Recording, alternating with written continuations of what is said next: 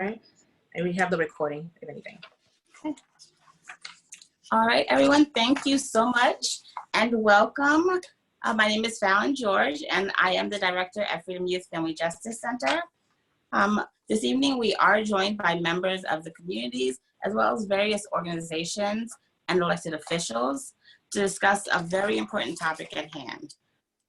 And that topic would be the vulnerable communities and how they are directly being affected by COVID-19.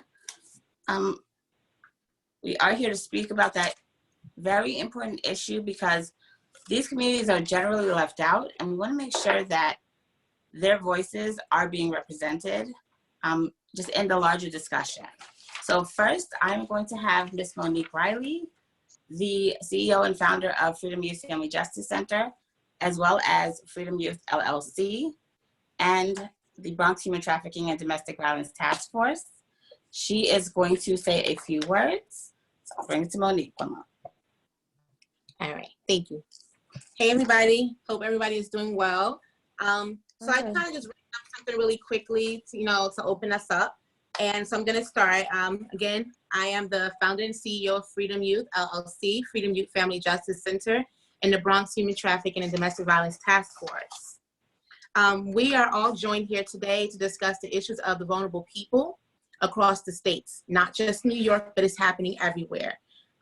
We are joined by men and women that are committed to the communities in which they serve. They are serving on the front lines in the middle of a pandemic, putting their lives at risk to assist those in need. The issues we are raising today are significant and needs to be considered as priority, as lives are literally hanging in a balance.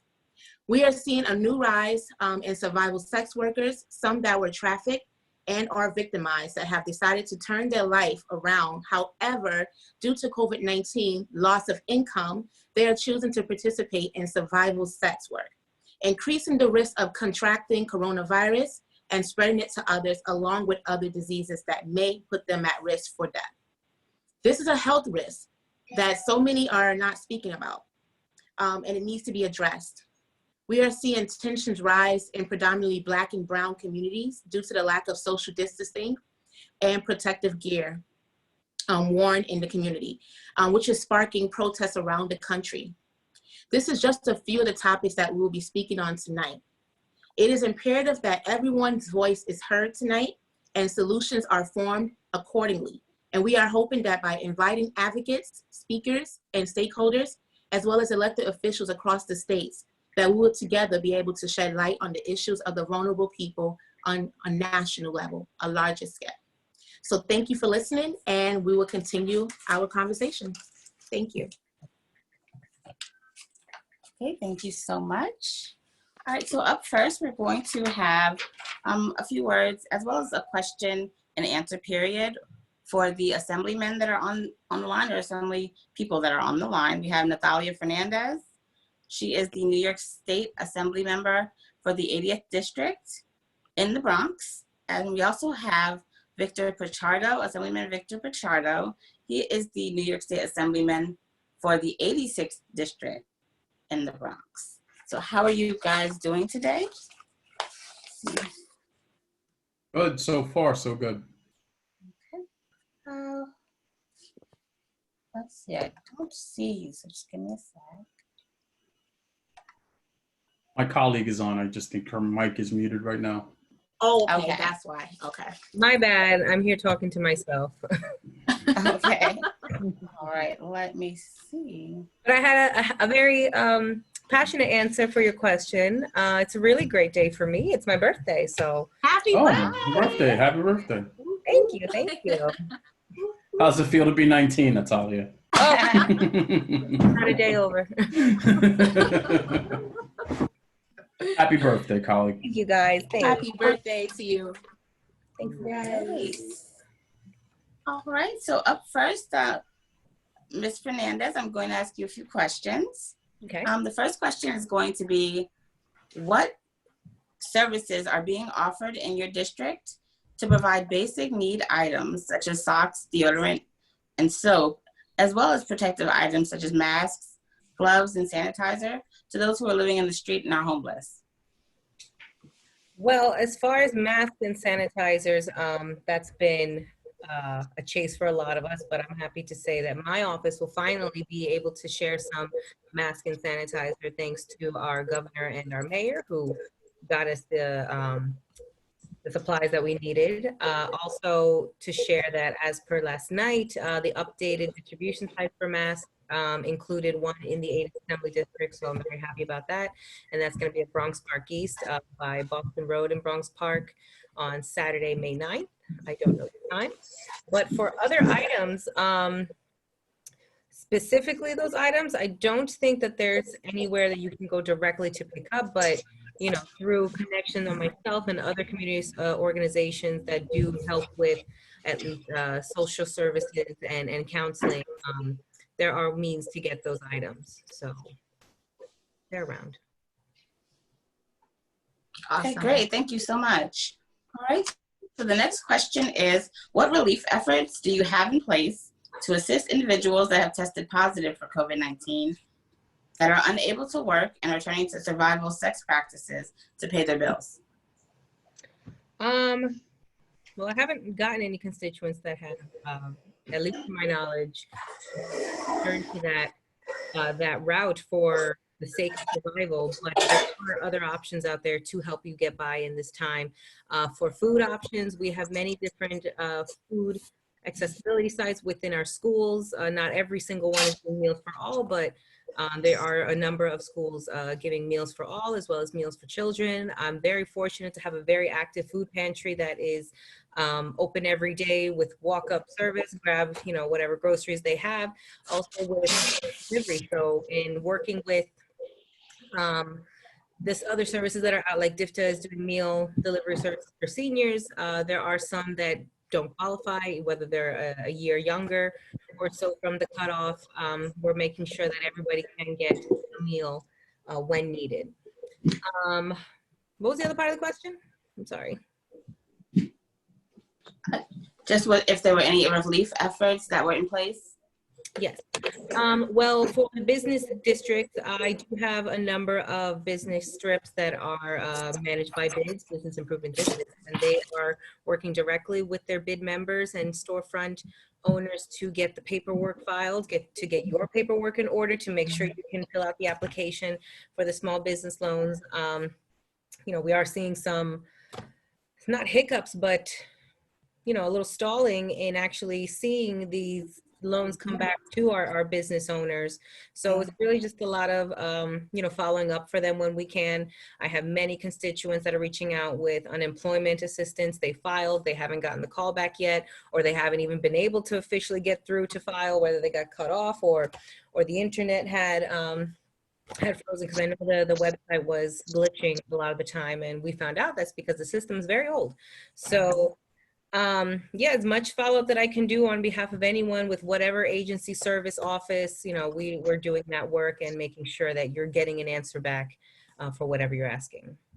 Right. So one of the issues that we're seeing is that these individuals who are going back into survival sex, one of the issues are rent.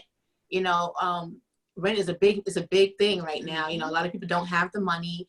Some of them are not working, and so they're dibbling and dabbling back into this lifestyle of prostitution in order to make ends meet. And some of them have even mentioned that they have been propositioned by their landlords. They'll take sex instead of cash. Well, if any person is propositioning that, that should be absolutely reported. I think that's abhorrent for a landlord to basically hold your home hostage in exchange for sex. Yeah. And in those cases, there's certainly people who cannot pay rent, and there's certainly landlords that unfortunately are still asking for it. But again, that's where we step in and enforce what is, I guess, the law of the land right now. The governor put the executive order, no evictions can happen. So if your landlord is threatening with eviction, we can step in and reinforce the rules basically to stop that harassment and make sure that, nothing happens. I guess, yeah, that's my answer. If that's particularly happening, I would even threaten to call the police on behalf of the constituent. So I really hope that's not happening. And any of my constituents, please let me know. Yes, absolutely. We will talk a little bit more about this off the air. We can try to set up a time. But thank you so much and happy birthday to you. Thank you. All right. So I have one more question, and that is, what is being done to support and house those who are coming out of drug rehab programs? I mean, our shelter system is there. Obviously, it is inundated right now. So there are, I guess, shelter assistance and housing assistance within organizations that work specifically with women that need help. You know, Her Justice, I guess on the shell, you know, we think is just for victims of domestic violence, but really the problems then come to the same problem, that we need a new home, somewhere to be safe, somewhere to go. Yeah. So they do help with other programs out there and connecting you and getting you on a path to, you know, home ownership or rentership, and making sure that, you know, you have stability. All right, great. So is there anything else that you would like to tell the community or say to the people watching? Please reach out for help. If whatever it may be, you know, this is a time that people are either asking for all the help, or maybe are afraid to speak up and, you know, put yourself out there to show you need help. And I really want everyone to know there's never a time that you should be embarrassed about, you know, the help that you need or whatever necessities you need. And know that there's always somebody somewhere that can help you in some way. So if it's not myself basically giving you the answers that you're asking, I can connect you to somebody. I can speak to somebody else on your behalf. I can bring you to somewhere where they will have the answers for you. So don't hesitate. My office is open, even though remotely we're open, but my information is online, 718-409-0109. And my email's open every day, every night, district80@nyassembly.gov. And I'm on social media, Fernandez for NY. So please stay in touch. Thank All you right, so thank much. you so much for joining us And today. happy birthday. Happy again. birthday, yes, definitely. Thank you. All right. All right. So the next set of questions is going to be for Assembly Member Victor Pichardo. Hello. Hi. All right. All right. And you are our representative for the State Assembly for the 86th District. How are you doing today? You know, could have been better circumstances that we were meeting and having this forum, but nevertheless, we are here. We are still working, and I'm glad to be joining you guys this evening on this call. Okay, great. All right. So my first question is, the state mandates that every person needs to wear a mask when outside. Mm-hmm. What are you doing for those in your district to assist those in need who are unable to purchase masks? Well, first of all, thank you for the question. So and you if got I'm number to write down. Hello? Sorry. I'm sorry, can everyone else mute their phones, please? Please It's mute okay. your phones. If you're just joining, please mute your phone. So just to very quickly digress, follow me on social media, vpichardo86, Twitter, Facebook, and Instagram, 718-933-6909. My office is open 10 a.m., 6 p.m., Monday through Friday. We respond to emails. If you have a constituent question or concern, please email my my Director of Constituent Affairs directly. It's salazarh@nyassembly.gov. So it's SALAZRAH as in Harry at NewYorkAssembly.gov, and we try to respond as quickly as possible to any questions and concerns. Now, to answer your question, so I have been working with a few organizations, particularly Morris Heights Health Center, Davidson Community Center, Department of Education, a lot of my colleagues, particularly my colleagues on the federal level with Congressman Espaillat on multiple calls, as well as the Bronx Borough President, Ruben Diaz. The last event that we did with the Borough President, I want to say about 4 or 5 days ago, we were at Davidson Community Center. We were not only handing out PPEs, masks, and hand sanitizer, but we were also handing out groceries. And I know Davidson, for a fact, has been doing that every day, pretty much nonstop since this pandemic broke, and basically we've come to the position that we are in today. And my office has constantly supported that CBO and many other CBOs that have helped people not only get access to personal protective equipment, not only for individuals, but also for local community-based health organizations, but also other organizations who are seeking this help and other individuals who are seeking this help.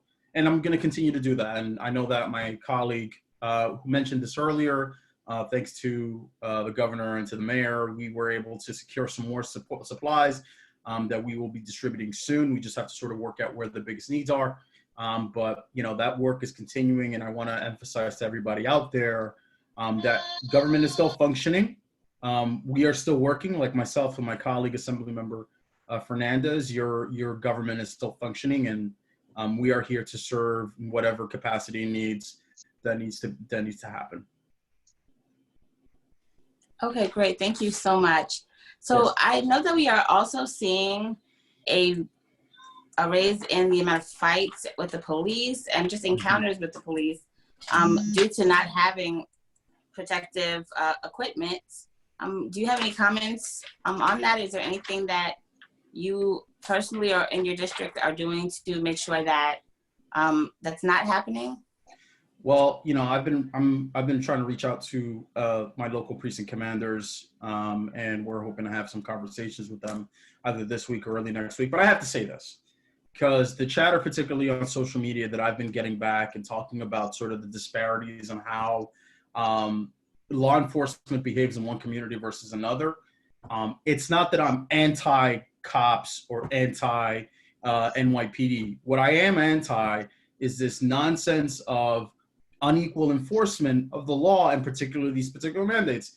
You couldn't have a much more sort of disparate way of how the enforcement, particularly in communities of color, is going on versus communities who tend to be more affluent, who tend to have more resources, where you have people who are congregating in Central Park and enjoying the day and not adhering to social distancing or not covering their faces, or even folks around the country who are protesting these stay-at-home orders and screaming about civil liberties and patriotism and everything else.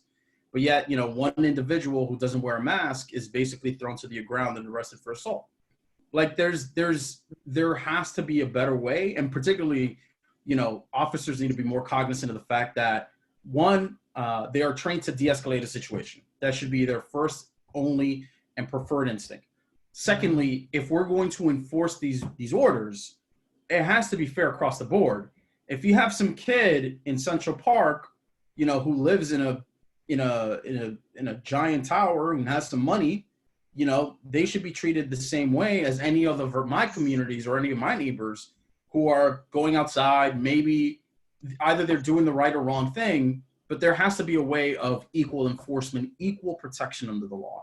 And we have seen this not only in this pandemic, but we have seen this basically in time immemorial, where certain communities exhibit certain behaviors, and the cudgel, the sledgehammer comes down on them like with a ton of force, and then other communities do the same thing, and they're treated with kid gloves, or they're given the benefit of the doubt.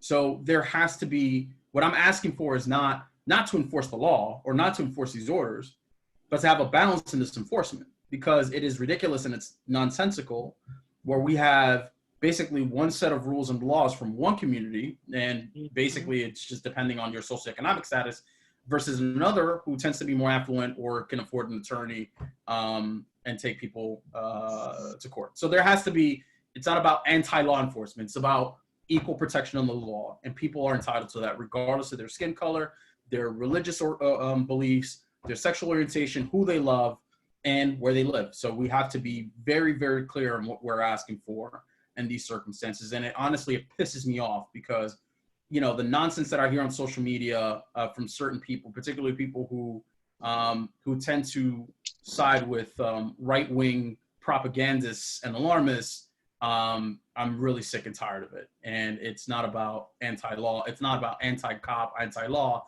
It's about equal protection of the law, and people need to remember that. Oh, thank you so much for speaking to that. I mean, that's exactly what needs to happen. It needs to be some sort of balance between, the cops and those who are living in these communities. We've seen a lot of things online. We've seen people getting beat up, Yeah. just because they're in these massive groups. But then we also have seen in Brooklyn where, the Jews were allowed, not allowed, but they, didn't, what, they weren't handled forcefully. And, yesterday I seen a video out of Central Park.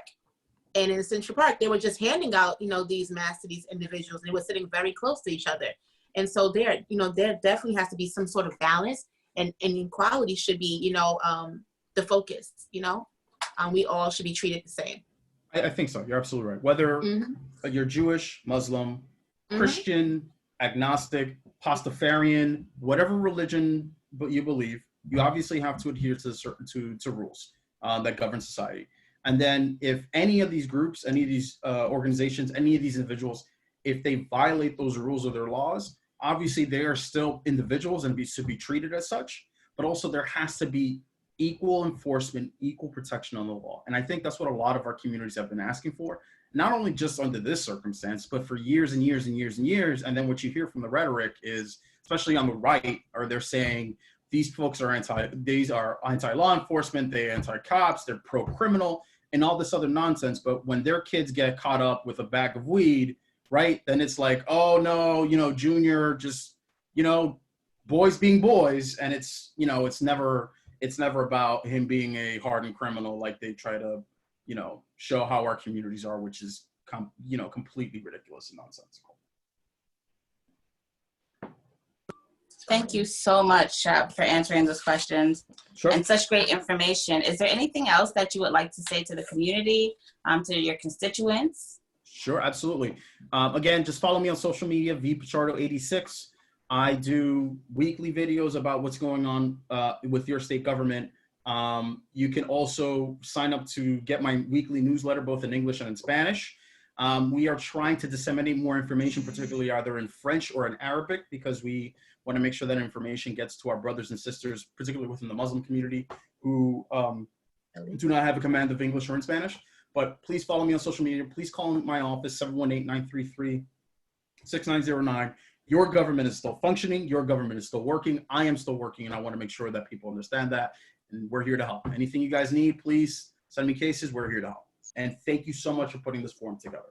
Yes, thank you. Thank you so much. And thank you My so pleasure. much for joining us today and answering our questions. My pleasure. Thank you so much. All right. So up next, we're going to be speaking with Senator Leroy Comrie. He is the New York State Senator for the District 14, which is located in Queens. Mr. Comrie, are you there? I am. Can you see me? Can you hear me? Yes, we can see you. All right. I'm scared. I feel for you. I feel for you that you have to see me. But, How are you doing this evening? I need it. I'm all right. I'm just getting gray and, getting hair starting to get out of control. But I'm alive. I'm healthy. Thank God. That's good. I hope All right. Amen. I just want to wish Assemblyman Fernandez happy birthday, and also congratulations, happy birthday. May you have many more. I pray that I pray that all of you are doing well as we enter the third month of this crisis. I want to thank Monique and Riley, the founder of Freedom Youth LLC in the Bronx, as well as the founder of Bronx Human Trafficking and Domestic Task Force. So thank you for your courage and your fortitude and the work that you and your organization have been doing in addressing human trafficking and human rights issues. Thank you. You want to know why I'm in a Zoom meeting in the Bronx, but we had the honor of working with your organization this past caucus weekend in a workshop in partnership with one of my Queens groups, Southeast Queens Up Front. Again, I want to thank Assemblymember Fernandez for working in the same area, and also my good friend, Assemblyman Victor Picardo, on behalf, I know they are working tirelessly and continuing to work tirelessly, as Assemblyman Picardo just said. Our offices are open virtually. This is my third Zoom meeting in the 7 o'clock hour. I have two more that I'm not going to make, but I have two more in the 8 o'clock hour, and it's been like that continuously for the last 2 months. But, we have to get the information out every way we can. And, I'm doing everything I can. I have a staff that understands that we have continued to have to serve the community in every way possible. Absolutely. Thank you so much for all that you do and all that you continue to do. Thank you. Thank you. Thank you. All right, so we're gonna get into the questions that we have for you. The first question we have is, what initiatives do you currently have or that are currently being worked on in your district to further prevent commercial sexual exploitation of children and human trafficking? There are a few things that we're doing. We're working with the police department closely and with their youth department especially, to try to do things to make sure that they are addressing that community and being responsive and aware of what's going on. We've been supportive of the nonprofits and churches in the area, getting the message out. We've been working with street teams in the area that are talking to people on the ground. And we're doing everything we can to make sure that our office is available. Up until the pandemic hit, our office was a safe space where anyone could come in and get just get off their feet or utilize Wi-Fi, or if they needed printing done, we sent that out extensively through the community. And we were actually quite pleased at the number of young people that would stop by on their way home. On a legislative front, I've supported a number of bills in this past legislative session that aim to get to the heart of addressing the issues of domestic violence and human trafficking, including a bill by Senator Prasad, which was signed into law last year, which prohibits discrimination against victims of domestic violence in employment and provides a limited reasonable accommodation provision. Senator Kavanaugh passed a bill last year, 2451, which was signed into law and allows for extreme risk protection orders to take firearms away from dangerous individuals. Senator Ramos has a bill which strengthens the protections for victims of sex trafficking, labor trafficking, compelling prostitution, and trafficking in persons who are convicted of a range of offenses that result in that deal with trafficking or compelling. Senator Parker has a bill which provides for 4 weeks of victims, for 4 weeks of leave for people that are victims of domestic or sexual abuse. I've also supported Senator Salazar's bill, Senate 4444, which was signed into law and expands the category of eligible participants in the New York State Address Confidentiality Program to include victims of sexual offenses, stalking, and human trafficking. Senator May has a bill which is strengthening the protections of for victims of domestic violence by removing the public intent standard for disorderly conduct. And we are doing other things as well. We're doing everything we can to try to address the issues of sex trafficking. I've been meeting with people. As you know, Senator Ramos has a bill to try to change the focus on prostitution, to go from the prostitutes to the individuals that are trying to commit the crime, and also to try to work on the helping the transgender community. We've been meeting with folks from both of those communities to understand the bills and to try to be helpful. And we did sign up on those bills also. And I don't have the numbers in my head to share with you, but we're willing to do whatever we can to try to get the information out and to do everything we can to be helpful and be proactive in these situations. Okay, great. Thank you so much. I know you said that your office is a safe space for people. Do you mind giving the address of the office? Well, we're not open right now, unfortunately, due to the pandemic. We're virtually open by email and by phone. But if somebody has a crisis, they can call the office between 9 and 5 or email us and at any time, and we will make sure that we do whatever we can to help that person in crisis. We will meet that person, make an appointment, get emergency services to the individual, and do whatever is necessary to help them.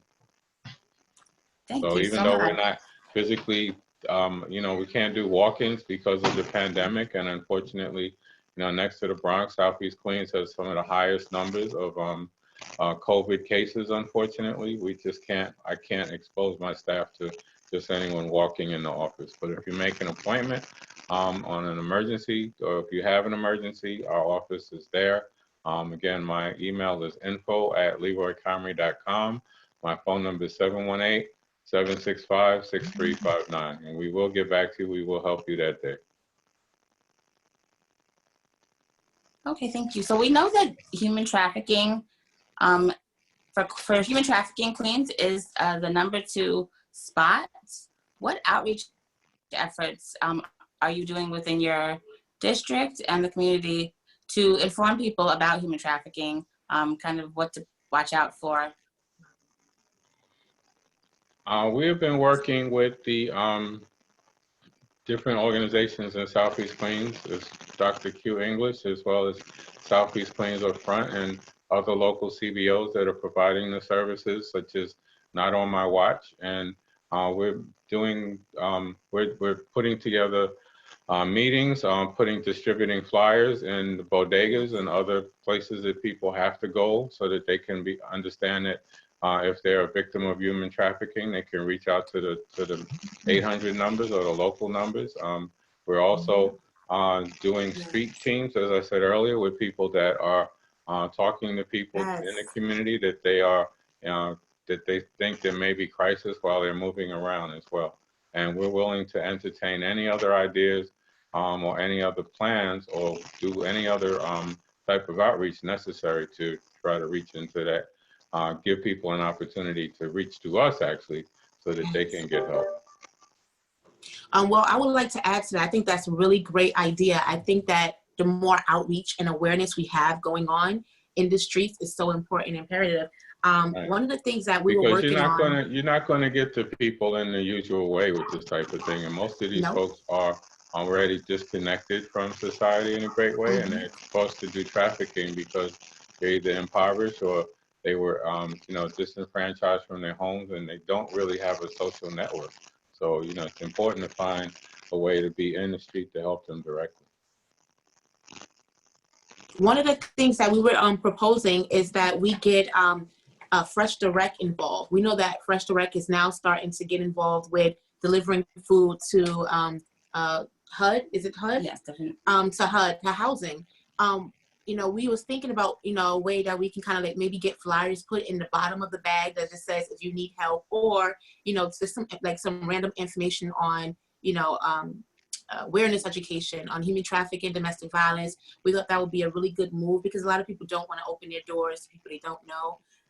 But we have been slipping like little flyers underneath the doors, and I think it's amazing that you allow people to come to your office and get flyers printed, because that's expensive, very expensive.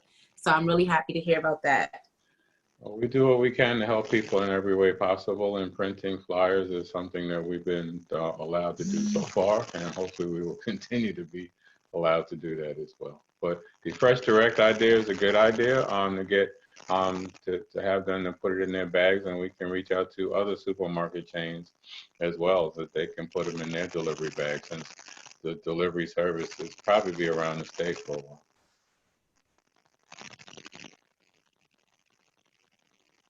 All right, thank you so much. Is there anything else that you would like to say to the community and your constituents? Yes, fill out the census. This is critical, that no matter what your status is or no matter what you're doing, you have to fill out the census, especially if you're an immigrant. The one thing that this pandemic has taught us is that we are woefully under-resourced, and everything is analytical. Everything's through statistics now. We have to fill out the census form. It's the federal register of how many people actually live in our community, how many people actually reside in an area. And if we don't have accurate numbers, and I'm told that in parts of the Bronx and Queens, there's like a 30% response rate. We can't lose that. We will, back in 1964, we had 47 congresspeople, 41 congresspeople, sorry. Right now in 2020, we have 27, and we may lose 2 more if there's another severe undercount. And we can't afford to let that happen. That's power and leverage. There's federal dollars that we need to have. We're underbedded in both boroughs with beds. We need schools built. We can't do it without having the numbers. So if you are a resident, if you live in Queens, Brooklyn, Manhattan, wherever you are in the city, you have to fill out the census form. It's critical that we have it done. It's critical that we are counted properly so that we can get the federal, we can ask for the federal dollars that we truly need, and it's reflected in our real numbers as well. So please do that as well. As you know, we do have an election coming up, and it's important that if you're eligible to vote, that you do everything you can to vote for June 13th. And I'm not sure if there'll be a presidential primary. Right now, there plans to be one, but we have to vote whatever is available to vote for on June 13th. Please come out and vote. It's June 23rd. Sorry, please. June 23rd is election day. Please come out to vote. Thank you for putting that up. All these numbers. June 23rd, I should have that number memorized and memorized definitely, but June 23rd is an election day. It's a critical day that we could come out and change our communities. It's important that we vote, but it's very important that we fill out the census form. And please, even though I'm in Queens, my office is available to work with you and your group on whatever you're doing. Thank you again, Monique, for putting this together. I hope it reaches a lot of people and you continue to do other projects. We'd be happy to help you in any way possible. Thank you and enjoy the rest of your week. Thank you so very much. We appreciate you. All right, thank you so much. And I just want to add that, especially with the census, it does not matter what your status is. Anyone that is in your home needs to be counted because those numbers are very important. So even if your status is not, a legal status, just make sure that you put everybody on that form that's in your household. The census is confidential for, I believe, up to 70 years. So, it's not going to reflect confidential permanently. They're never going to look at the census data or to look at anyone's immigrant status or personal status. This is solely just the amount, solely just put together to gather the amount of people, the numbers of people that live in each state. And that's solely what it's for. And if you look at the other states, the census was developed back in the early 1800s once the West was developed, and they wanted to try to equalize resources, and they developed the census to create that because they have much higher response rates in Utah and in Texas than they have in the blue states because they know that blue states don't respond because of the density. So we have to change that paradigm. We have to fill out the census. Thank you. All right, thank you so much for joining us this evening and giving us all that information. Up next, we have our human trafficking panel. And this is going to consist of Ms. Bettina Hauser. She's a human trafficking advocate as well as a survivor. We also have Ms. Selena Higgins. She's the executive director for the Office of Child Trafficking Prevention and Policy, which is a division of the New York City Administration for Children Services. We have Melanie Mendoza, CEO and founder of The Time Is Now, and Leslie King, CEO and founder of Sacred Beginnings, as well as Ms. Sandy Roberts, CEO and founder of Halos Investigations. All right, so the first set of questions that I have is for Ms. Bettina Hauser. Yes, hi. Hi, how are you doing today? I'm doing wonderful. Thank you so much for the invitation, and I'm so happy to participate tonight. My name is Bettina Hauser. For any outreach information, it's gonna be on justbettina.com. The email address, it's directly to me. It's gonna be also info@justbettina.com. I'm also the CEO of Just Bettina LLC, and I work with women specifically who are the survivors of sex trafficking. And I created a program, it's called Becoming an Asset, what's created for women to overcome and to overcome of that trauma and to reinstate them back into society. Okay, great. All right, so I'm gonna start with the first question. Yeah. It's what type of relief funding and resources would most benefit those participating in sex work, particularly those who have turned to sex work due to lack of food, shelter, and other basic needs?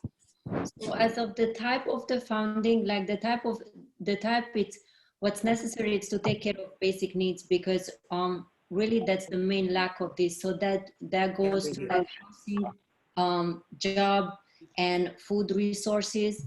And as of actual amount funding, what they do within the states during the pandemic, Arizona, California, Colorado, Massachusetts, Michigan, and New York are the states who has been taking care of sex workers, and they have additional funding for 100 to 200 per person. However, so the main needs, what would be important for these people, it's definitely a place where they can go to, a food what they can eat, and the job what they can do. So I think it would be a great idea. For the issue with these people, that they don't really know about the resources where they can go to, and even if it's available, they don't have the knowledge that oh, I can go to this house because they're gonna have, or I can go and I can apply, for example, to unemployment because they are already lacking employment, so there would be a job available for me. So I think just to bring the resources and have the availability for these people to even know them, that would be a great idea and great move for these communities. Okay. Okay, thank you so much. And I do apologize that I didn't give that information for just Bettina for your organization. All right, so the next question is going to be, as a victim, do you mind telling us how you became involved in human trafficking? Yeah, so how it happened to me, I was born in Hungary, and I came to the United States as of the result of human trafficking. Unfortunately, I always had the dream of living in the United States, but not under these circumstances. However, there was a girl who reached out to me back in 2012 in Hungary, who had the idea that that I could come here to the United States for hostess jobs and going into events. And she also had this great person who I can contact to. That was a guy who was here already in the States, and they also told me that I only have to pay the half price for the flight ticket, and they will take care of me the second when I got here.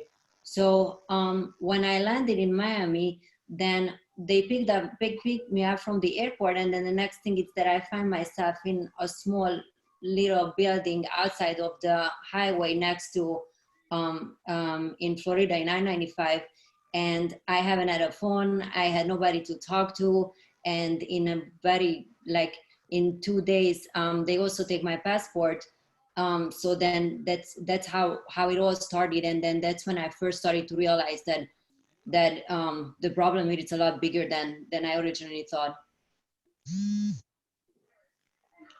I think it's always imperative as a survivor myself to kind of tell those little, those stories, and to kind of let people know that it happens to anyone. It's really not about color. It's really not about, where you come from. Sometimes it's mainly because of the circumstances, or that you put your trust in someone that you would have never thought and would it's do not something even like this. that, because most of the time it comes from a person who we totally did not expect to hurt us. Because remember, if there is a gentleman or a guy approaching someone or you on the street saying that, hey, I have the opportunity of your life, you're gonna make the money of your life, it's gonna be better than ever before, than anything what you did, everything what you dream of, it's right here, then a woman would immediately think that, oh, wait a second, that's not gonna be a red flag right there. But when a girl, especially in our age, a younger girl approaching as of a girlfriend, then there is immediately a trust. Well, we should not be even granted to the person, but it's already there. And that's how human trafficking is happening through these people. Mm-hmm. Thank you. Do you feel that there's enough being done during the pandemic now to assist those who may be involved in human trafficking? I feel like that it's never enough can be done. It's regardless the pandemic or not. It's no such a thing that we can do enough, because there is always more people who we can have. The issue with the pandemic is that everybody's under such a pressure that the survival instinct is so strong into people that aggression is increasing, and in the same time the time is there, the money it's not there.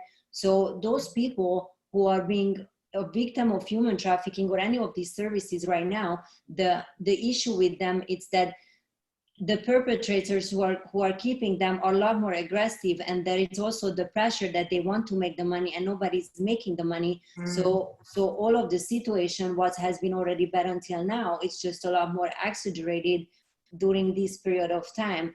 And again, the lack of food and housing and this kind of question is on the survival level for a person. So it's not on the generating profit and not on the level where they want to gain an additional income. It's that they have to survive regardless, like no matter what. So they will do anything in that approach to make that happen. And the pandemic just made this whole situation a lot more intense and worse because they don't have place to go. And before I move on to the next question, I just want everybody to know where you're calling in from. Oh, I'm calling in from Miami, yeah. But so the way how I'm actually connected to New York, that on the day when I ran away from my trafficker, I was in New York, I was in Bronx, and I just packed my bag one day, and I knew that it was enough, and then I just ran away to the airport. So I definitely have strong memories with New York, but however, I really love that state. Yes, thank you for sharing that, because a lot of people, they believe that it's only happening in foreign countries. It's not someone coming from, like Hungary or someplace, and they're coming to the Bronx. They feel like if they are coming here, they're in like underground, or, there's some kind of cave or something like that. It's right here under our nose. It's and so right, how important. right in this years, because I always would have thought that in 1990s, if it happened, that it happened, but we passed that period of time. But no, it's in recent years, it's today, it's in this country, and it's still happening. So we very actively have to work on that and repair people and do everything in our power what we can. Right. And so that leads to the next question. Given your experience, what initiative would you put into effect to protect and support those who are victims of trafficking during the pandemic? Like, what would you draw up if you had the opportunity to? I think that the personal outreach probably is the most important, because when I knew that I was there and I find myself in the situation, even that I see the 800 numbers, I don't call because I'm scared. I don't know who is gonna pick up. And also perpetrators, very often telling to the victims that I have people everywhere, I can reach to everywhere. So they are scared. These women, these people are there in the situation being very scared.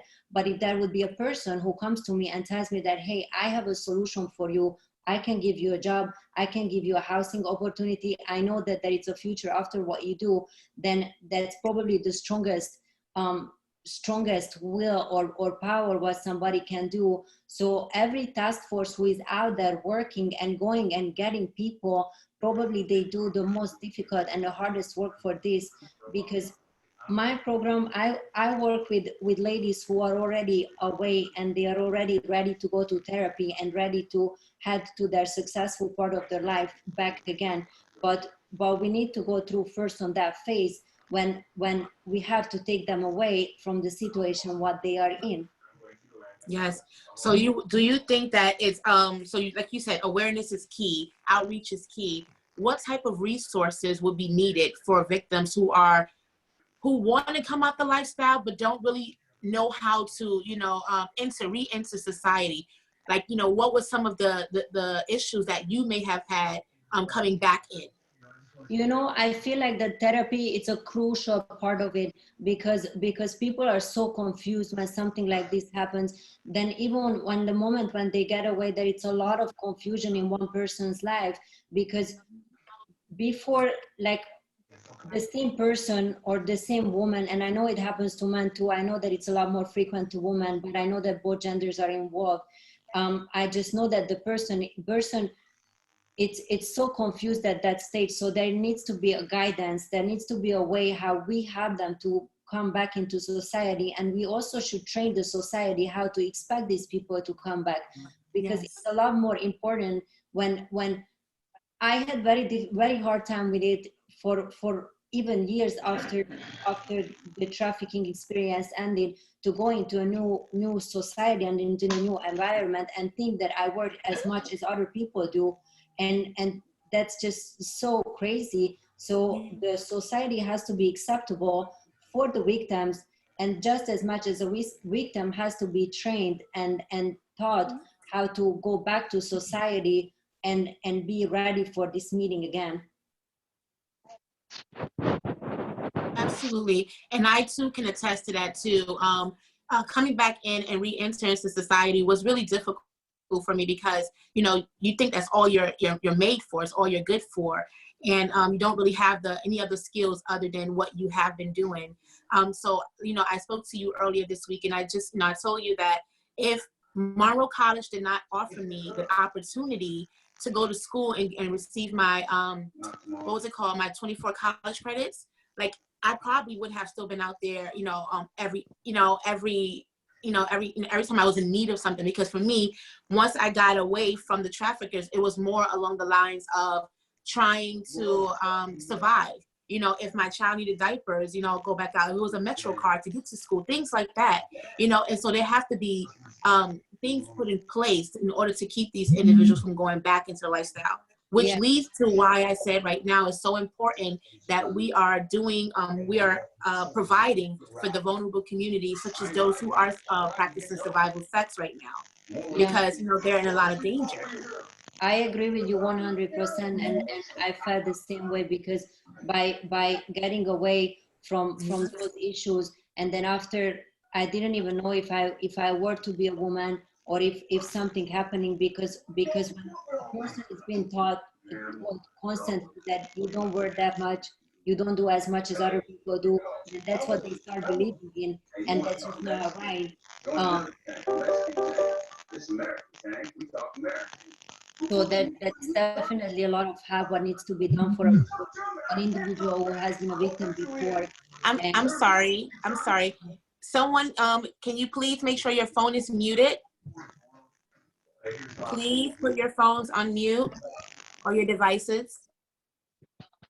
I'm sorry, Miss Bettina. Go ahead. Yeah, where were we?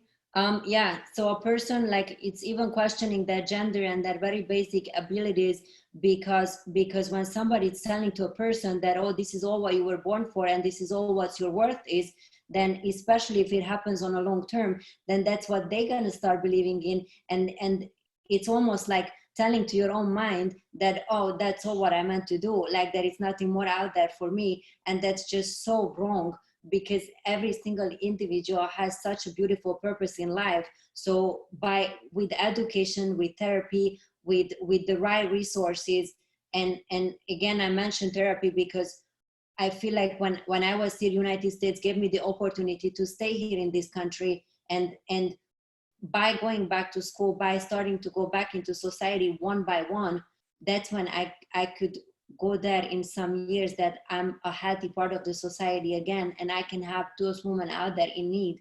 So it's just, these resources are very important, and I also highly suggest to everyone to go and finish therapy and try to do as much as they can in their power to come back to the society. Thank you so much, Miss Bettina. Thank you. All right, thank you. All right, you can go ahead and introduce the next person. All right, so the next person that we have is going to be Miss Selena Higgins, and she is with ACS. Miss Higgins? All right, there you go. All right, so the first question is, what outreach efforts are being used to identify trafficking victims during the pandemic? So good evening, everyone, and thank you for having me today on this panel. First, I'd just like to tell you that the Administration for Children's Services is New York City's public child welfare agency.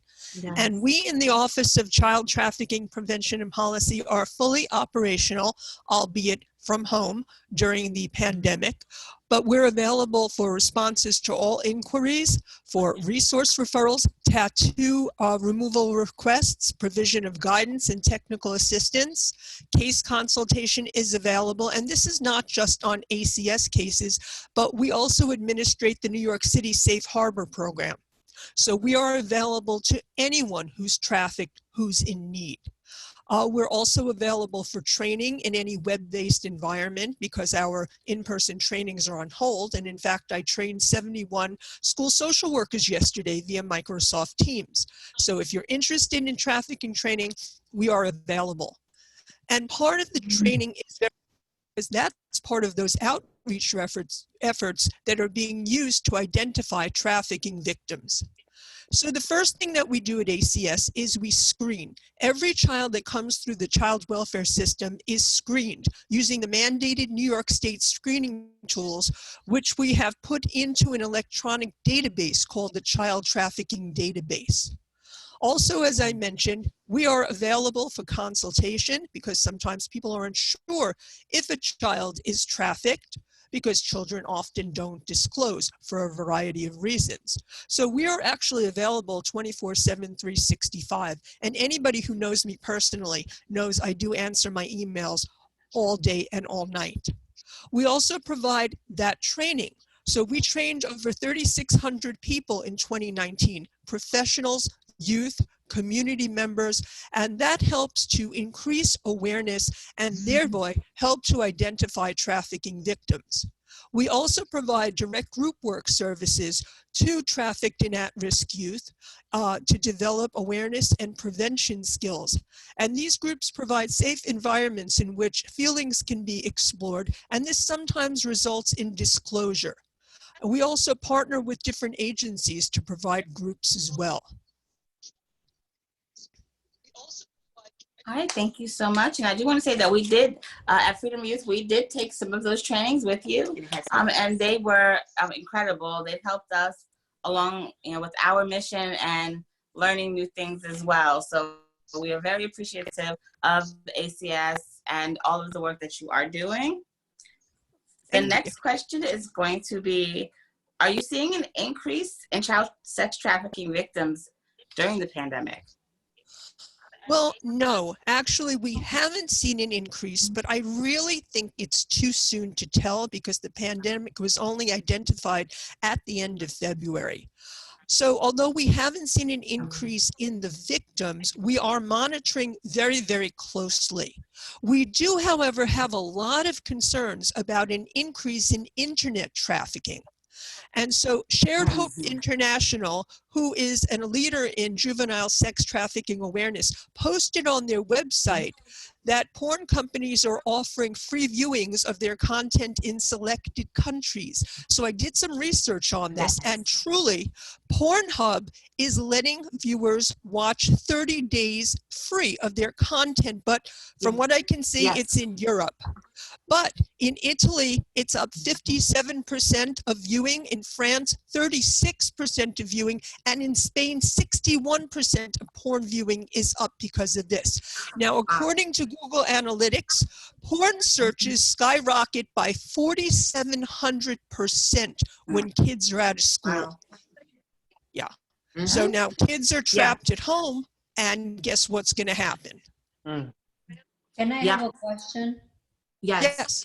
Yeah, so I never had an idea, period, at all, that Pornhub is actually using content what's not being controlled before, or it's not coming from sources what has been checked before. So now that I'm reading this news and now I'm getting updated on the Pornhub topic, now I know about it, but before I had no idea, and I always was so firmly confirmed that this is controlled content. Yeah, this is a really big issue. We have also been trying to do a lot of outreach and awareness via digital, talking to parents, meeting up with local children, to kind of just basically let them know that, this is what's happening.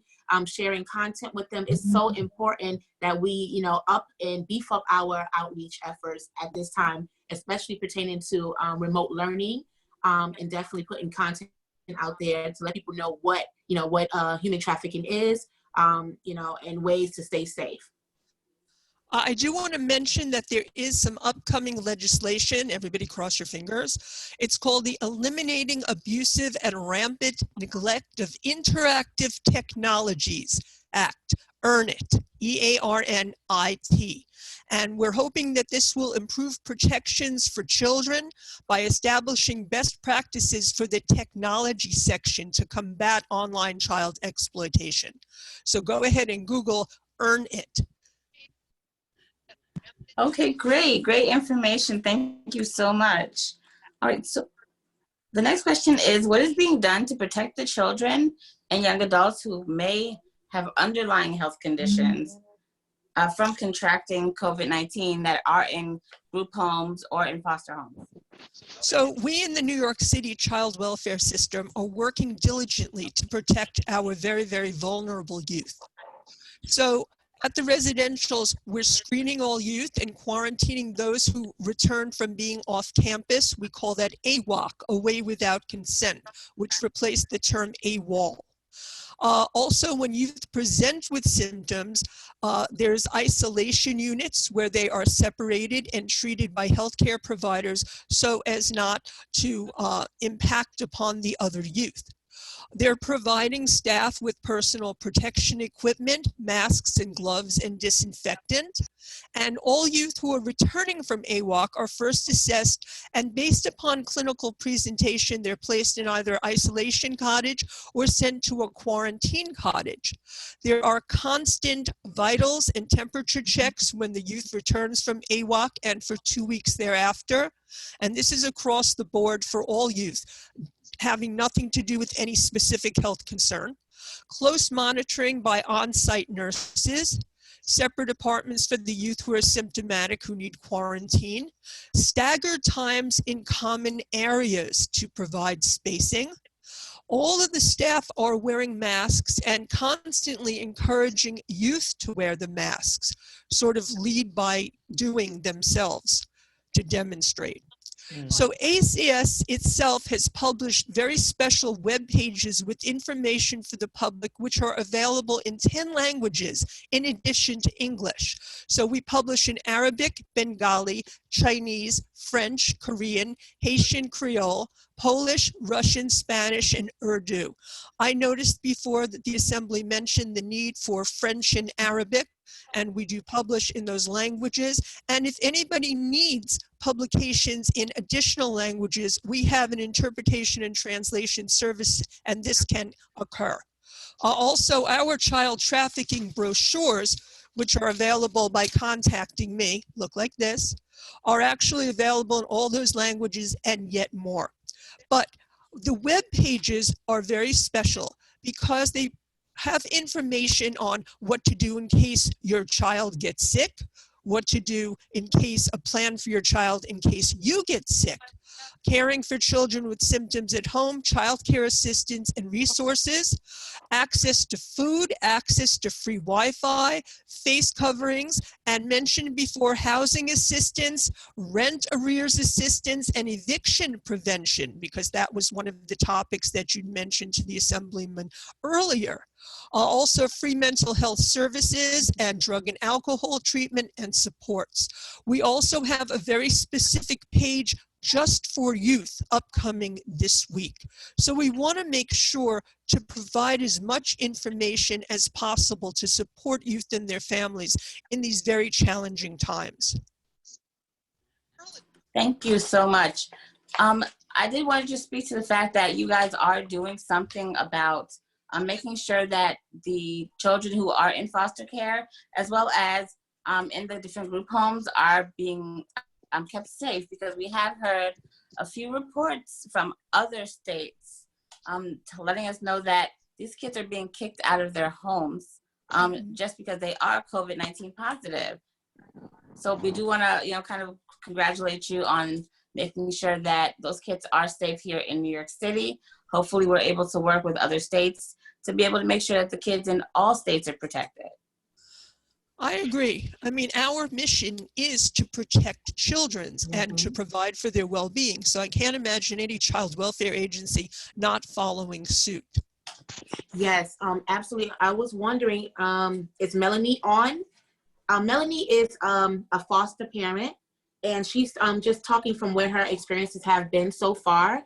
And what she was saying is that, parents or people who are taking them, the foster parents who are taking them in, or, are finding out that these individuals are coming into their homes COVID-19 positive, and they are being sent back to DCF centers where they are staying in buildings with mats and cots. But this is happening where she is from. And we want to congratulate ACS here in New York for doing the right thing and for always protecting our children. And I really would like her to come on and be able to speak to that when it's her turn. Yes. All right.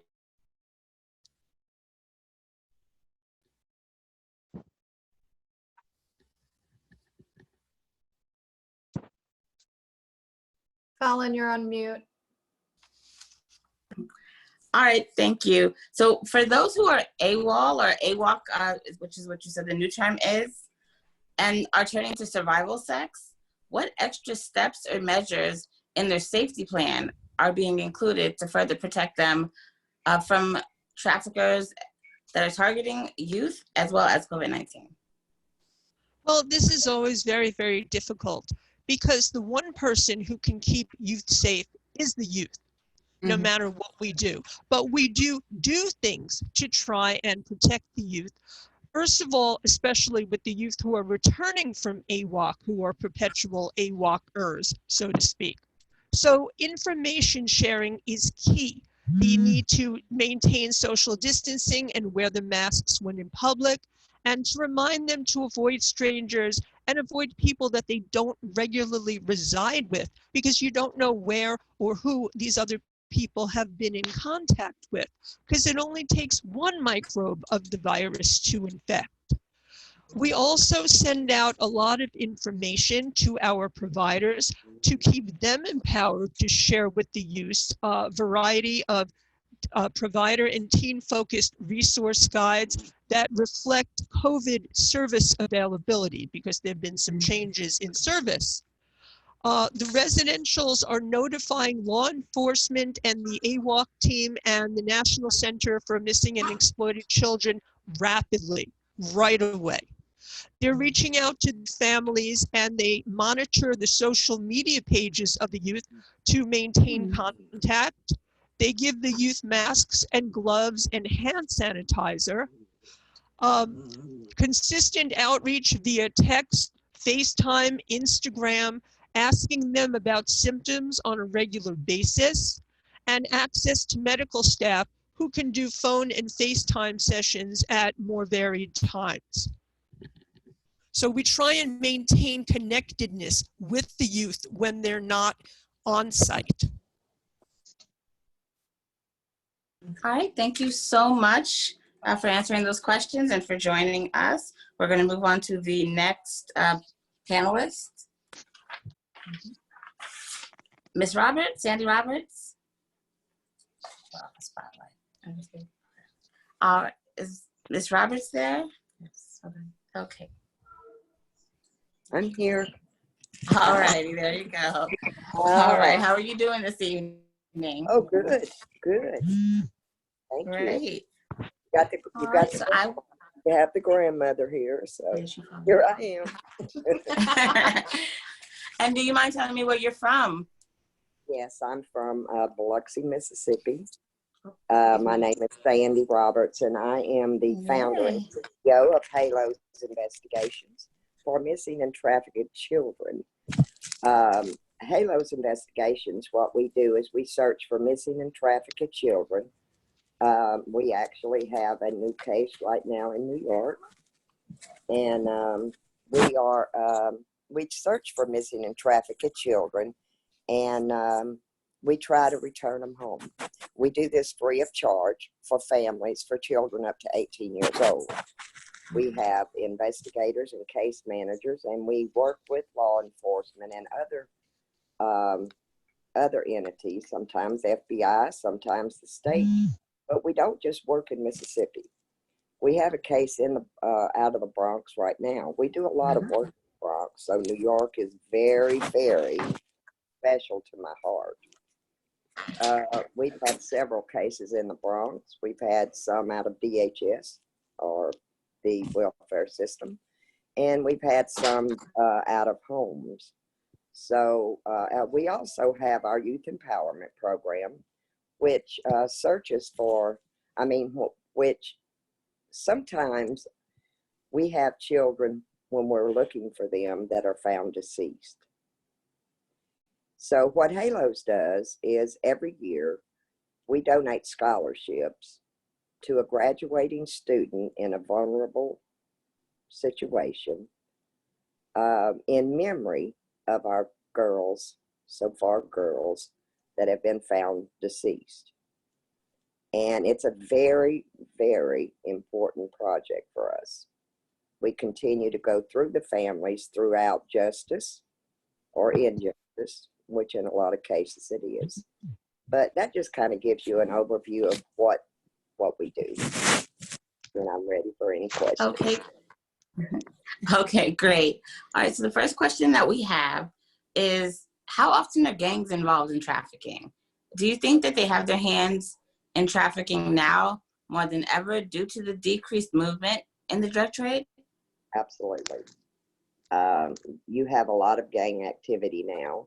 And, you know, the thing about it is, and I'm sure many of you that have been working with trafficking victims, and I should say, and survivors, that you, if someone goes out and sells a drug, they sell it one time and they have to go get some more.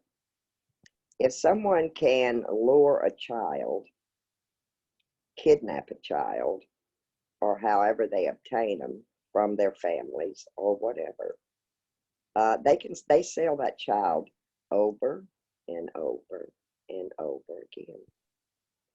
So they can make a tremendous more amount of money on selling children. Children go for a big price. The younger, the better. And yes, we've seen them as young as 2 years old. And we've read, of course, and searched and researched of others that were even babies.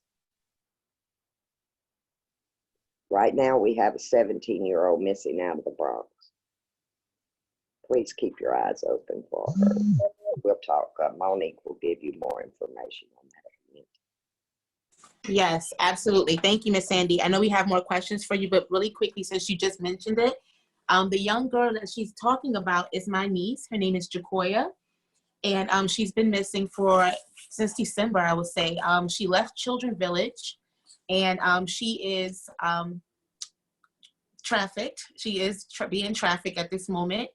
Sandy's organization has done an amazing job in locating, I would say, in less than a day. You know, she's moved so quickly, and like I said, she's not only in Mississippi, she's all over. Her organization consists of many states, and I'm just so grateful, and I do hope that we find her. I know that we are really close. We know where it might be. We're just trying to set some things up in place, but thank you so much. I mean, you think that these things don't happen, you know, and you would think that in family, you heard of one person's story that it wouldn't happen again, but that's the cycles. You know, when you don't get the chance to talk to these individuals or talk to these youth, they repeat their cycles. And it's so important that we continue to, you know, to fight. And so thank you again, Ms. Sandy, for doing a wonderful job at helping my family find and locate my niece. Please be on the lookout. She is 17 years old. Her name is Jacoya. She is somewhere within the Bronx location. And that's as much as I can give you at this moment. Thank you. All right. So our next question is going to be, do you feel that remote learning students are more vulnerable now during the pandemic than they were previously? Well, I definitely think that they are at a higher risk of vulnerability because they're on the internet so much. However, our children are vulnerable every single day because unfortunately today's world, whenever they're 2 years old, 3 years old, we hand them a tablet. Their connection to the outside world is immediate. I have a 3-year-old granddaughter, great granddaughter, that can go pull YouTube up in a second, quicker than I can. And I constantly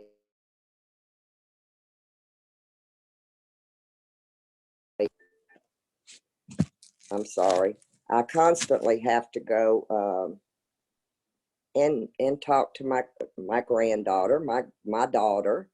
But they're very, my daughter is a teacher, and my granddaughter is a teacher, so they're very aware.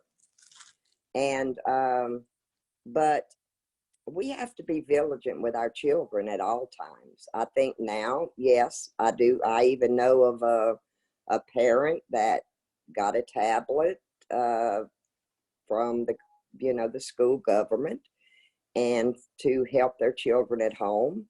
And her second grade child was found downloading porn.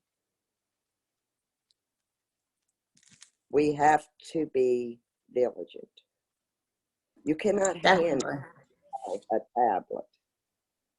You can't hand a child a tablet and say, go play. Yeah, it's easy. But the younger, I'm old school. So we're going to talk it like it is. Our younger generation, and believe me, I'm talking about my daughters, granddaughters, whatever. It's a lot easier to come home. You're busy. You've worked all day. You're tired. Go tell the kid, go play on your tablet, go play your game.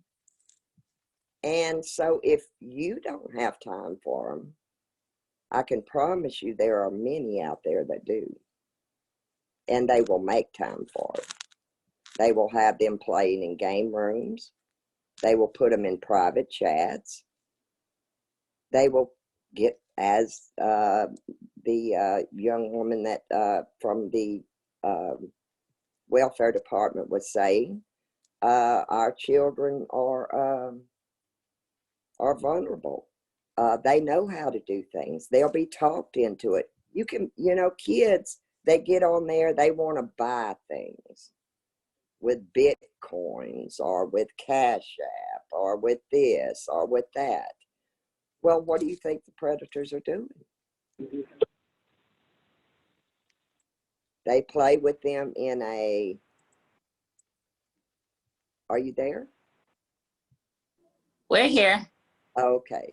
They play with you in a game and say, oh, I'll give you some more. So yes, our kids are vulnerable, but please, parents, don't think that when this, when and if this pandemic passes, that your children are going to be safer, because they're not. Because this is big business. It's an epidemic. It's getting more and more.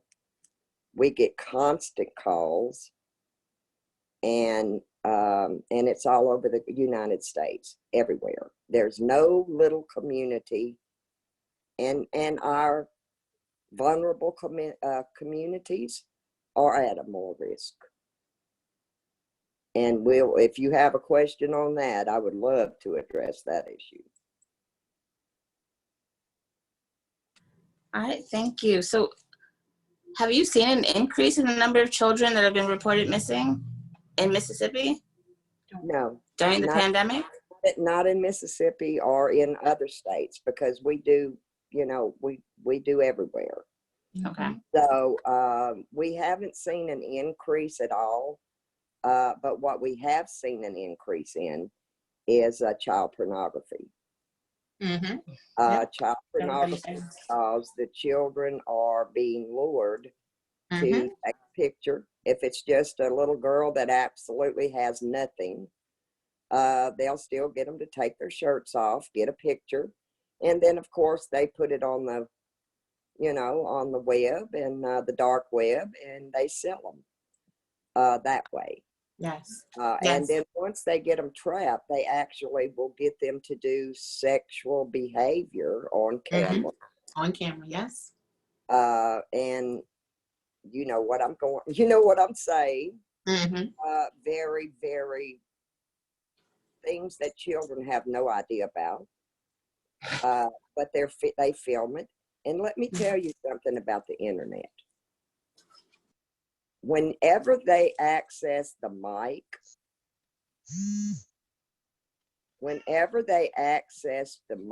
or when they access your child's camera, do you know that your child can actually be, their camera can be hacked into? Definitely.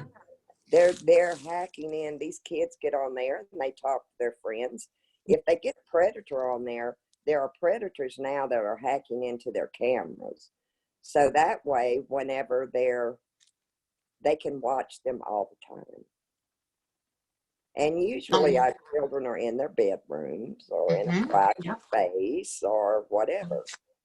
And that's why it's so important. I mean, a lot of parents ask me, when is the first time, like when is the best time to start talking to your child about human trafficking or, you know, these type of things? What age would you say?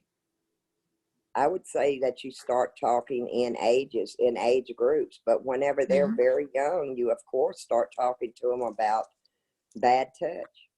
You know, you start talking to them about strangers. They need to know that, but as they grow, you can get into the different stages of it. Yeah. Because so many of our children, they trust our families. Let me tell you, there's a lot of families out there that are trafficking their families' children. There are cases that we found where a brother, an uncle, an aunt, a grandmother was trafficking their children. You talk about how older ladies that get drawn into this horrific life are selling themselves because they need rent, they need to feed their children, and that is so true, and so that's such a sad thing. But now they're actually selling their children. They're selling them through pornography because they can do acts on their own children, and they can sell it on the web and make a good price. You have some that are trying to pay their rent. You have some that are trying to eat. You have others that are trying to supply their drug habits. Yep. We have heard of things like this. You know, and certain sites that they particularly use to do it. You know, unfortunately, you know, Pornhub has shown some of these videos, which is why they're being called out. You know, human trafficking does not just take place with, it does not always have to be sex. You know, sometimes it could be strangulation for pay, where I strangle you, you know, for 3 minutes, you know, and you'll get $50, $100. You know, it's a lot more than than most people think who've never experienced it. And I think that is so important that you guys all know that all of the viewers, it's not just sex. You know, it's porn. It's for, what was the other thing that the guy had said from HSI? Where they're abducting young boys for sacrifices. It's a lot more than we want to sit and hear about most times. A lot of people don't want to talk about it, but it's so important that we do and that we make parents aware. And let me tell you, boys are a big commodity. Yes. And boys right now, the going age for boys for trafficking is 10 to 12 years old. Wow. And they are in high demand. They're paying top dollar for them. Yeah. We've had boys that have been rescued that were lured online in game rooms, in chat rooms. And it happens. So people need to be aware, oh, well, this is not a little girl thing. This is boys, girls, babies, of all ages. Yep. And in every community. Don't think that Yes. because you live in a community of 700 people that it's not going to happen to you because it only happens in New York City. It doesn't. It happens everywhere. Yeah. And Thank you. So, yes. Thank you so much for joining us, Ms. Sandy, and answering our questions. I want to praise you for the work that you guys do with rescuing our trafficked youth. It's very, very important, and we are so happy that we are connected with you. We're so happy to be connected with you guys, too. We love New York. We get a lot of cases out of the Bronx, Queens, the boroughs. We really, really need a lot of work up there, and you guys are doing an amazing job. I don't connect with a whole lot because we are so busy ourselves, but you guys are doing such an amazing job. You certainly are to be commended and to be recognized, and I hope many people do. Thank you. Thank you so much. All right, so that is the end of our human trafficking panel. The next panel that we are going to have is the domestic violence and sexual assault panel with Ms. Delia Elliott, the CEO and founder of I Am Her Voice Ministry, as well as Dr. Sana Lim.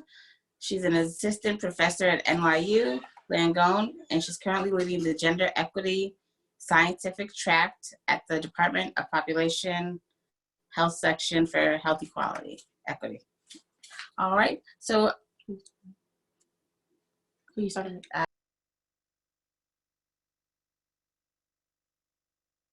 Okay, so we're going to start with Dr. Lim. How are you doing today? Good. How are you? Can you hear me? Yes, I can hear you. Okay, great. So, would you mind telling us a little bit about yourself? Sure. So I work at the NYU School of Medicine, which is a center that's obviously focused heavily on medicine. I'm one of the rare folks that do more social and behavioral sciences as opposed to biomedicine. And I work at the section for health equity. And we're very serious about doing community engaged research, meaning we involve community partners from the beginning of the process all the way towards the end, even when we're disseminating the results and writing up manuscripts for publication. But my research primarily focuses on gender related health issues. And so before I began research, I worked for Sanctuary for Families, Womankind, a lot of organizations throughout New York providing direct social services to survivors. And that really influenced what I do today in terms of research. I also work with a lot of sexual and gender minority folks, so LGBTQIA folk. And I do a lot of reproductive and sexual health outcomes. So working on HIV, sexually transmitted infections, and whatnot. But yeah. All right, thank you. All right, so our first question is, what are some research efforts that in New York City that are trying to assess the impact of COVID on vulnerable populations? Sure. So I want to be, NYU School of Medicine is a very it has a lot of money. Unfortunately, a lot of that research is really heavily targeted towards, not unfortunately, but very necessarily being targeted towards vaccine development, testing, post-exposure prophylaxis to COVID, just studying how the virus is transmitted and doing a lot of fancy modeling, which I think is all very necessary. But what isn't getting a lot of attention right now is understanding how existing vulnerabilities and existing inequalities, so social, economic, all these social determinants of health that influence why people even get COVID in the first place, and then how what that impact is in the long run, right? So it's not just about deaths. That's usually the big metric that we all go by, which is also really important. But understanding how this is really impacting, not just in terms of death and health defined narrowly, but how it's going to impact people in terms of jobs, security, violence, and all those kinds of things in the long run. So we're doing citywide surveys to assess the social kind of impact of COVID, as well as there's some discrimination happening against Asian American folks. So we're trying to assess that, especially with the rise of COVID. And then we have a lot of community health workers that are our staff at NYU School of Medicine. And so they are providing frontline support in terms of delivering food, medication, helping folks out with unemployment and health insurance enrollment in their communities. And all of them are folks of color working with immigrant communities right now. Sadly, there is very little work going on in domestic violence and trafficking. So I can talk more about that, I think, in the next question. Okay, thank you. What are the ways that the frontline service providers can collaborate with academic researchers on trafficking to improve the well-being of vulnerable communities? Yeah, absolutely. So I've been working with you all with Freedom Youth. I'm so happy to be working with you all and collaborating on a rapid kind of needs assessment. So we're doing a survey that launched yesterday. We've had a very high response rate, but we're trying to assess the impact of COVID on past kind of survivors and current victims of gender-based violence. This is a very hard to reach population, and a lot of researchers shy away from that because they're more difficult to reach. It's more difficult to conduct the research because there's a lot of sensitivities in terms of protecting the safety of current victims. But with your help, I've been able to, this is launched and I'm really excited. So doing these kinds of things, either rapidly or in the long run, doing surveys and needs assessments that really take in the voice of vulnerable communities. Doing program evaluation is something that we do a lot with our community organizations. So something that you're already doing, you already know that it works, but there's no research around it. It doesn't mean that it doesn't work. It's just that you need fancy research to say that it works. So that's something that we partner a lot with organizations, especially when they're under-resourced. They don't have a person to come in and work with the data and then disseminate that data. We also do a lot of qualitative interviews, and that's to provide more context around data, right? So if we just have the numbers, for example, if we know that Black folks are dying at a much higher rate from COVID than other folks, if we just put out that data, we don't understand why that's happening. And so if you interview folks on the ground and provide additional context, that's something that we do a lot in partnership with organizations. And then we also do a lot of grant writing. So either the organization can approach us or we approach them if you have an existing partnership, and we can help organizations get money for the work that they're doing. NYU, if you put our name on there, it's really great because funders love that.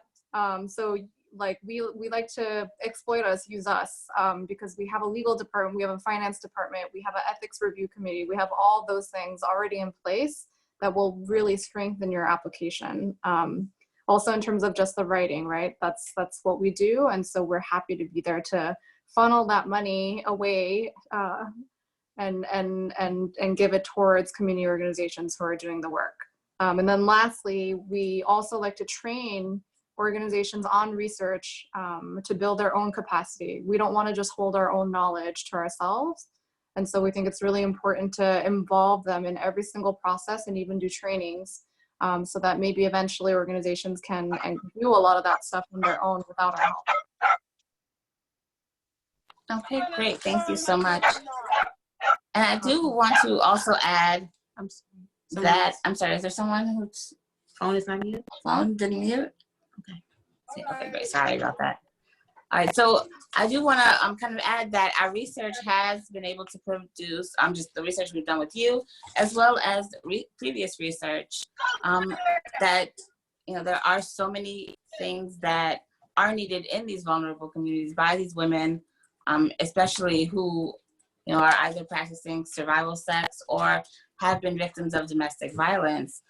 We are currently working on a few different initiatives to make sure that we're able to help in the aid of some of those disparities that are happening. One of our newest outreach efforts, which is in partnership with you as well, is helping with safety bags, providing basic need items to those within the community, kind of those that may be forgotten about, or even just may need some extra assistance with various basic need items, as well as safe travel. So what we have been able to assist with is safety bags. The safety bags will come inside them. A lot of people don't think, obviously we're, in the middle of a pandemic. There are people that are homeless and don't have any money to afford, laundry soap, things like that. So we add things like that as well as food. Uh-oh. Sorry about that. So we try really hard sorry, to make sure that we are providing we try really hard to make sure that we provide items such as like laundry soap, cash assistance for food, as well as safe travel. And sometimes we have individuals that are obviously homeless and can't get into their shelter for whatever reason. And so we try and, hook them up with a one night, stay at a hotel until something else opens up. So it's really imperative to be able to do this research. The research that you do, does contribute to the work that those who are on the ground advocating and fighting and on the forefront of things. We get to kind of get a better aspect as to what is going on. So thank you for that. Yes. Thank you all. So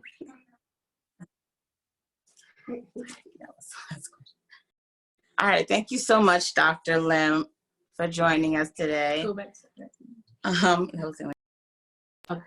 right, so we're actually going to jump back into the human trafficking panel really quickly. We have Miss Leslie King with us, and she is the CEO and founder of Sacred Beginnings. Hi, Leslie, hello. are you with us? Yep, I'm with you. How are you?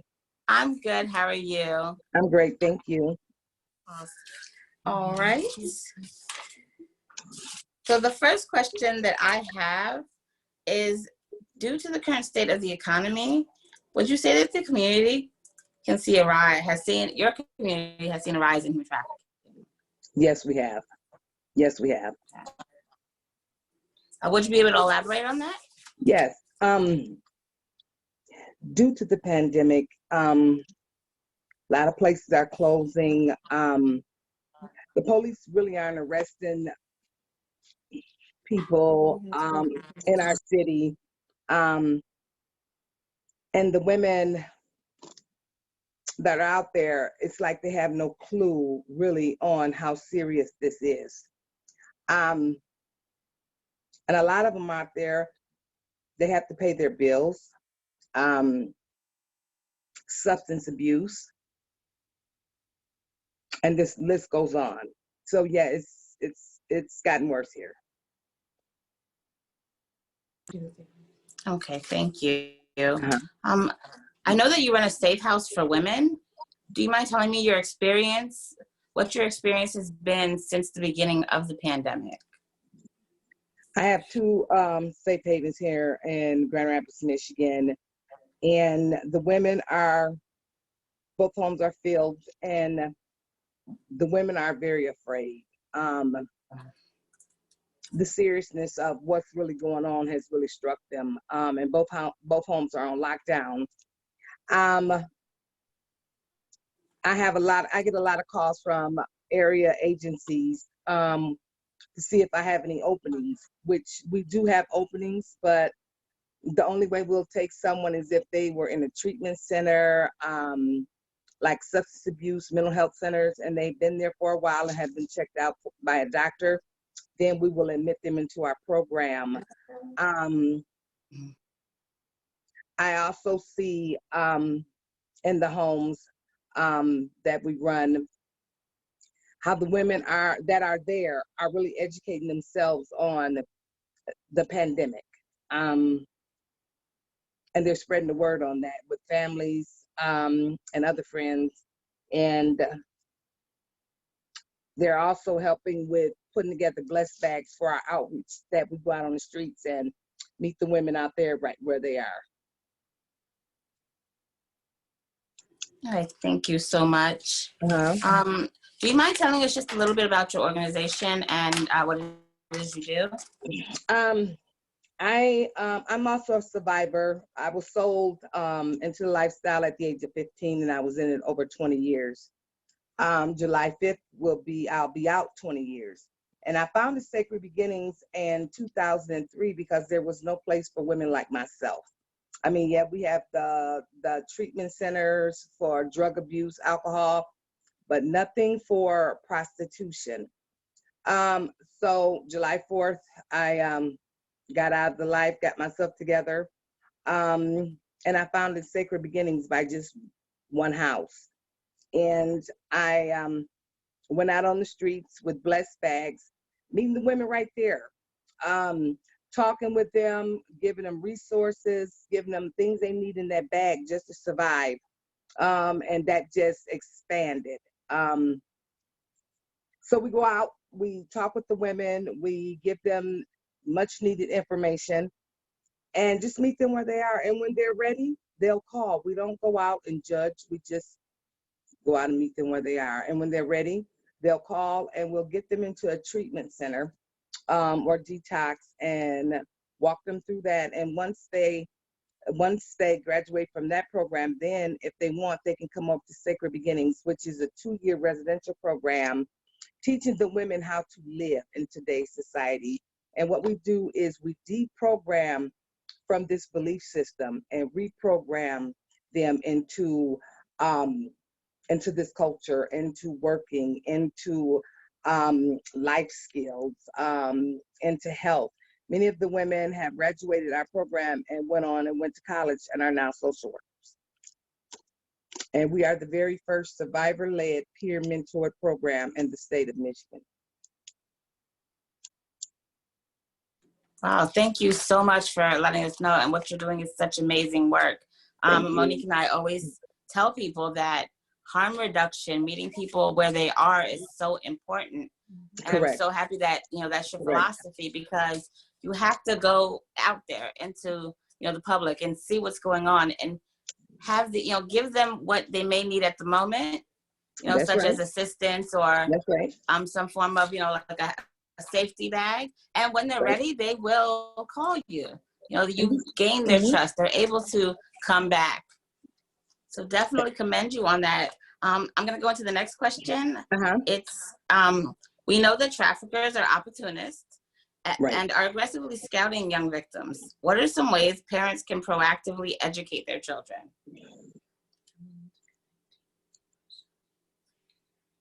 I'm going to use myself because I have granddaughters. Age appropriate, I talk with my granddaughters about trafficking.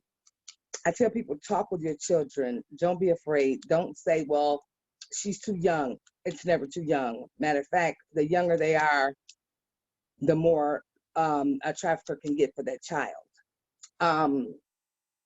Watch what they're doing on this internet. And a lot of times, the parents are looking for males. Traffickers aren't always males. Majority of the traffickers are females that will come and get your child and take your child over to the male. So I tell people, teach them. Watch what they're doing. Watch what they're saying. Know the sites that these children are going into. And sit right there. While they're on their tablets or whatever, sit right there. Know what they're doing. And don't be afraid. I tell a lot of people, don't be afraid. Just be alert. I definitely agree with you so much. Along with women, a lot of people aren't realizing that there are other teens that are recruiting teens into this lifestyle. That's right. And that's something that, as a parent myself, I tell my child all of the time, you have to look out for your peers as well. That's because traffickers are using these, young children or other children to, make it seem like, oh, you're just becoming my friend. Mm-hmm. But next thing you know, they're in the trafficking lifestyle. So we want to make sure that all parents are aware of, what's going on, and knowing that a trafficker can be anyone. That's right. That's right. And they're younger and younger. I call them young bottoms. That's what they are. All right. Well, thank you so much, Miss Leslie. You're welcome. It was a pleasure. Thank you. All right. So the next person we're going to speak to is Miss Delia Edwards. Delia, are you? Okay, there you go. Great. All right. So the first question that I have for you is, hi, do you mind introducing yourself? Oh, We can't hear you. Please. There we go. Can you hear me now? Yes. Okay, hello, finally. I was getting restless here. My name is Delia Elliott. I am from St. Paul, Minnesota, CEO and founder of I Am Her Voice Ministries. It's a women's support group for survivors of domestic abuse. And it's for women who not yet have a voice to speak out. So we give them that. I bring awareness. I'm an advocate for domestic abuse. I bring awareness. I educate and speak out against domestic abuse. The women's group offer healing, empowerment, and restoration. Okay, thank you. All right. So the first question we have is, do you feel that social distancing rules are making those victims of domestic violence and sexual assault more vulnerable and less protected? Absolutely, I do. At this time right now with COVID-19 going on, I want to say that, you know, although we're being isolated, not isolated, but we're being what they call it, quarantine and stay at home, shelter in place, it decreases it decreases, you know, us from getting, you know, the virus and things of that sort, but it increases domestic abuse. So while people are isolated in their homes and quarantine, they're in there with the predator. So yes, it makes it very hard where usually they can go out and probably get some air or distance themselves. They're right there in the home, and it's really hard to get out right now. So, hoping I answered that. That's for you. No, that was really good, actually. Definitely. Yes. What extra measures do you feel should be in place during this pandemic for these victims who are under the mandatory stay-at-home orders? Well, I thought about that. I don't know about any extra measures, but the same measures that have been taken during the time of domestic abuse, because although we're having a pandemic, domestic abuse is an epidemic, and it happens every single day. Like I think 1 out of 3 women every 2 seconds is being abused. So measures that should be taken is that I just want to let people know that like 911 is still open to call. They're still giving out restraining, or where you can get a restraining order and things of that sort. So that's some of the measures that can be taken right now. And always settle for safe. I will give the advice to women in their homes is that call the 1-800 hotline. They're still accepting phone calls. The shelters, some of the shelters are still open. So that's some of the measures that should be taken so far. Yeah. All right, thank you. Do you mind telling us what your personal experience with domestic violence is? Yes, I am a survivor, overcomer, I like to say. I was in an abusive relationship with my spouse. He wasn't my spouse at first. The abuse started before we got married, but I was 17 years old when I met my my ex-husband, and I experienced mental, physical, emotional, sexual, financial abuse. All the above is what I've experienced. So, but I just like to say that, before I got into the relationship with my ex-husband and experienced the abuse started way before that. It started as a child, you know, being raised in a home where that is what I was conditioned to, and that's what I saw, and that's what I thought, you know, love was. And most of the time when people are conditioned or raised in it or experiencing when they're a child, they get older and then they choose someone with that thing that's familiar to them. So that wasn't normal to me. So I got into an abusive relationship with my husband.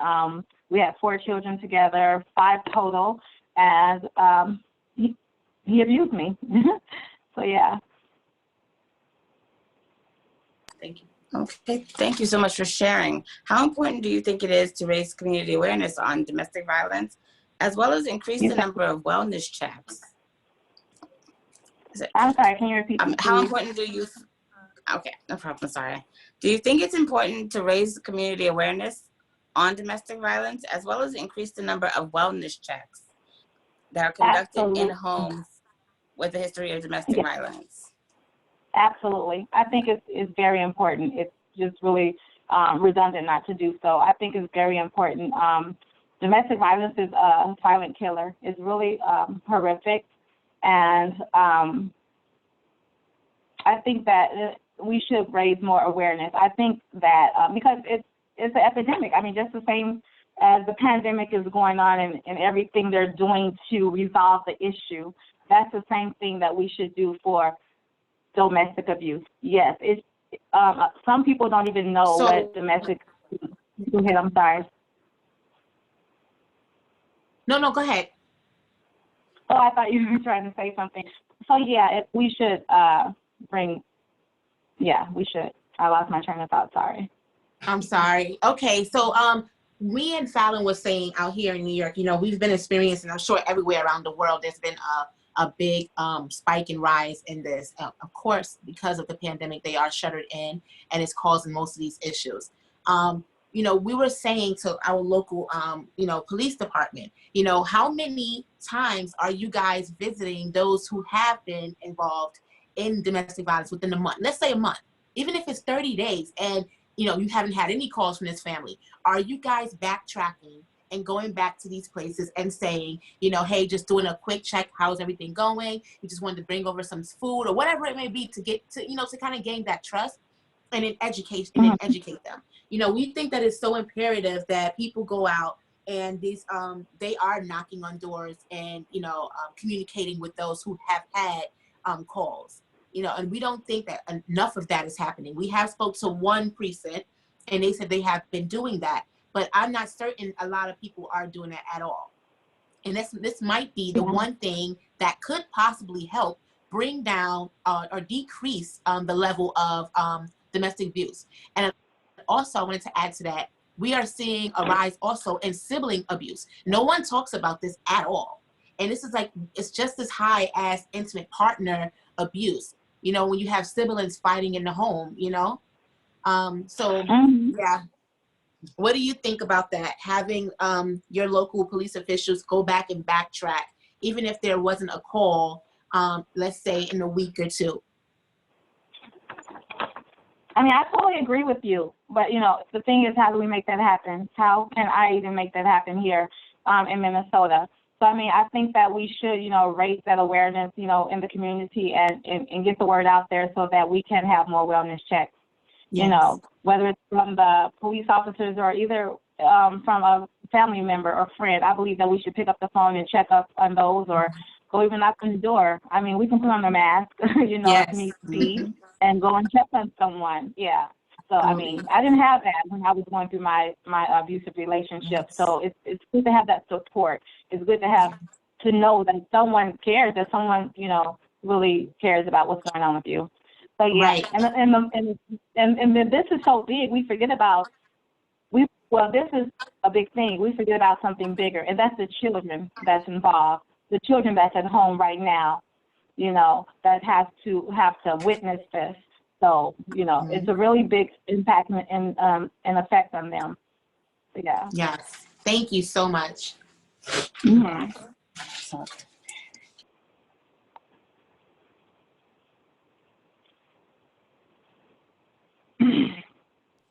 Thank you so much, Ms. Delia, for sharing your story as well as answering those questions.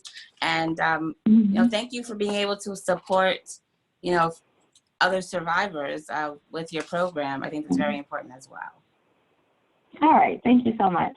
Thanks for having me. I really appreciate it. Oh, no problem. Thank you for joining us this evening.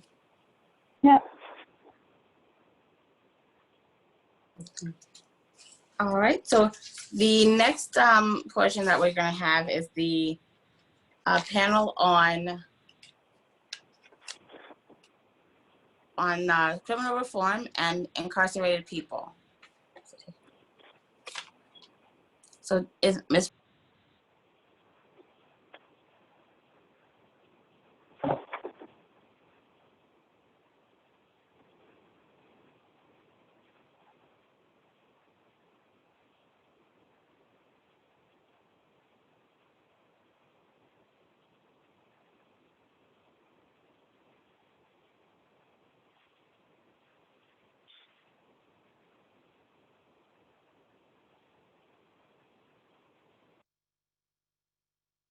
All right, do we still have Miss Carol Burnett?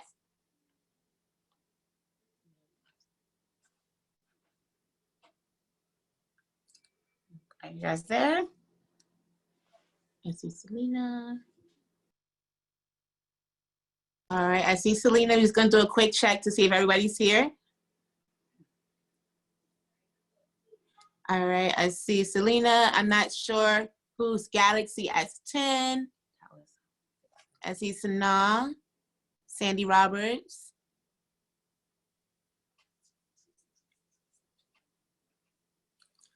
Okay. All right, is Mr. Janos there? Okay, we might have lost some people. So we might have lost some people. It was very, very long. It's now 9:10. So what we will do is we'll try to answer some of the questions that people are asking on YouTube. We'll go through a couple of them and then maybe you can respond. Jennifer Wade said, human trafficking is so prevalent, yet we are so afraid to talk about it. Thank you all for being so strong and making people acknowledge what is happening. I want to just say, a lot of people don't really talk about human trafficking. It is one of the biggest elephants in the room. Every time we go somewhere, it's like, oh, we really don't want to hear about that. It's kind of like the daunting sisters in the room. And so I think it's very imperative that we start to talk about it more among our children, our family members, educators. Selena, what would you say about that? What have your experience been with that? I took a minute to unmute. Well, I talk about human trafficking everywhere and anywhere.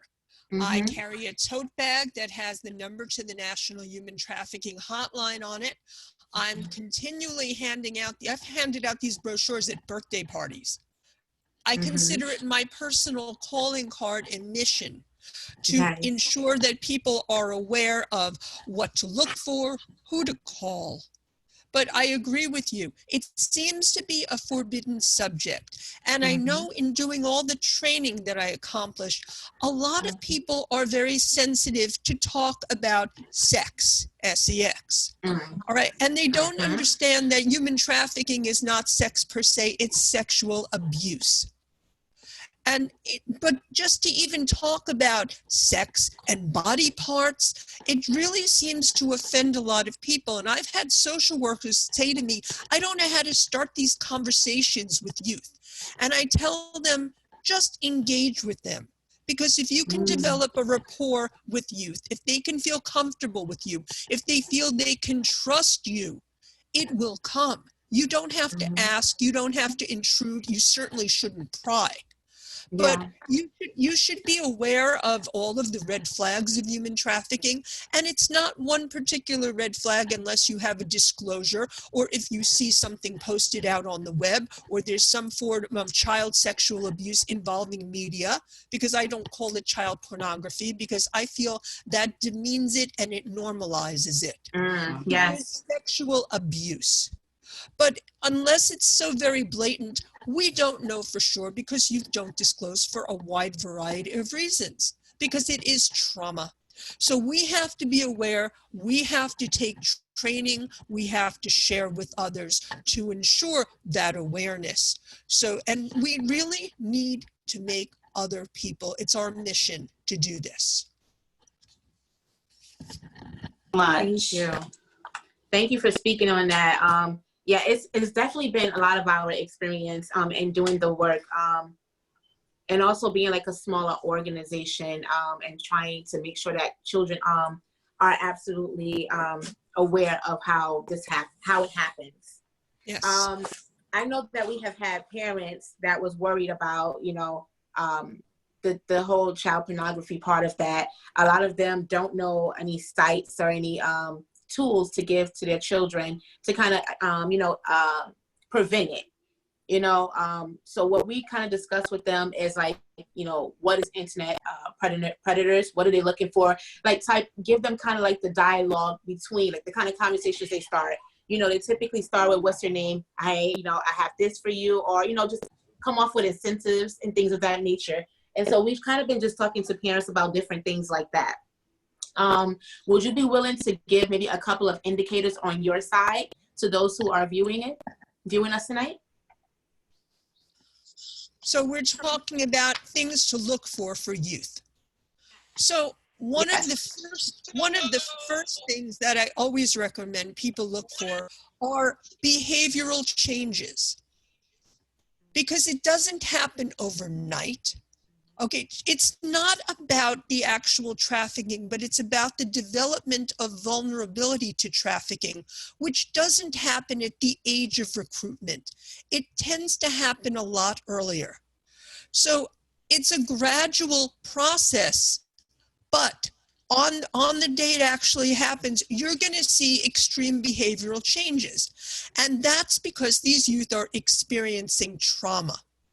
And trauma will impact, and it will be externalized in their behavior. You will see mood swings, mood changes, anything that impacts trauma will impact upon the child. But there are, of course, a lot of different, very obvious keys. When you see youth with a cell phone that the parent didn't supply, or youth with 2 cell phones, that's rather unusual. When you see youth with bank rolls of money, or sometimes they have those refillable credit cards, not necessarily credit cards, but those refillable plastic cards, that's also something to be concerned about. Truancy. The question is, what is happening? Where is the youth going when they're not in school? Any youth that doesn't have adequate social support and monitoring. You know, children who don't have secure attachments, that don't have someone at home that cares about them and is continually providing support, they're going to find that love and support somewhere else. And I say love in quotation marks because we know it's not love, it's exploitation. But they're going to reach out the same way children become involved in gangs in order to have families. These children allow the exploiter to access them because they're looking for some type of attachment relationship. But it's not love. We know it's trauma bonding. But once it happens, it's very difficult to break away. Yes, absolutely. Thank you so much for sharing that information. So I think this wraps it up because we've lost a lot of people that were supposed to come on and speak towards incarcerated people. And I think they may be gone at this moment. So we will maybe pick that up at a different time. We know that we ran over our time. We want to be respectful for everyone else. In closing, I would like to thank every last person that came on tonight. Thank you for your time. Thank you for your energy. Thank you for your information, and thank you for sharing the parts of us that we really don't typically want to share all the time. I want to thank Bettina and all the other survivors on here, as well as myself. Thank you for coming out and being a part of what we're doing. Thank you, Selena, for continuing to protect our children. We want to thank Sandy and everyone that's here tonight. I want to talk about, before we close, I want to discuss what we're doing as a task force. You know, we're opening our doors for other organizations to join at this time. You can just go to the BronxHTDVTaskForce.org and come on and be a part of what we're trying to do. We really want to be have an open platform for organizations to join, stakeholders, advocates, city agencies, federal, because the thing is, you know, we want to make sure that we're doing the right thing. We want to make sure that we're assisting those in those communities that are vulnerable. So we ask that you guys join. You can typically just do that by going to the BronxHTDVTaskForce.org. We also are right now collecting items such as toiletries. We're also collecting food cards or canned food items. Any items that you can give, that will be awesome. Please contact us at 929-367-4754. That is 929-367-4754. All items will go towards the Vulnerable People Project. Hence my shirt in the background here is called, called the Vulnerable People Project. And this project is basically based on what's happening in the pandemic right now, and what are the needs of those who are in vulnerable communities. How can we assist, you know, with rent assistance? How can we assist with, you know, just making your people's lives a little bit easier? So please donate if possible. You can do that again by going to the Bronx HTDV Task Force and hitting the donation button there. It's vital. Everyone is in need right now. But if you have it to spare, please give it. Even if it's not a cash donation, we're asking for food. We're asking for any items that you can give up. Rather, it's pads, if it's anything, tissue, laundry soap, anything really. Gift cards, we're accepting it all.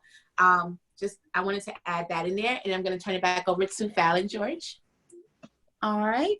So we have reached the end of our evening. As Ms. Monique said, we are working hard to make sure that all of the communities that may not be on the forefront of everyone's mind are being cared for and are, you know, being assisted. We do have various projects we are working on with Freedom Youth LLC, Freedom Youth Family Justice Center, and the Bronx Human Trafficking and Domestic Violence Task Force. If you feel that you are able to assist us in any way, you can email info@the Task Force. Wait, sorry. The Bronx HTDV Task Force.com. So that's info at the Bronx HTDV Taskforce.org. Yes. Thank you guys for joining us. Everyone have a great night. Thank you. Good night, everybody. Night. Thank you for staying.